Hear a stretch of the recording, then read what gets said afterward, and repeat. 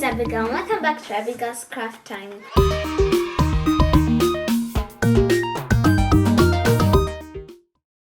So today we're going to be making a cup and ball. Let's get started.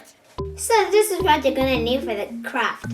Some paper cups, tape, scissors, a plastic ball, and finally yarn. So the first step is we're going to make a hole, and that's where we're going to put the yarn in. But that part you're going to need an adult to help you in. So I like to bend it over like that so that it's not too hard. And make a small little hole from there. So it should look like that with a small hole over there. So what we're going to do next is we're going to take the yarn, cut a small piece.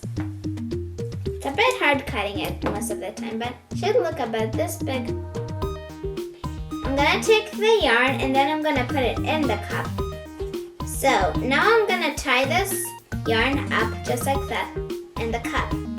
And now I took a piece of tape off and I'm going to put it on the ball, which I'm just going to do like that.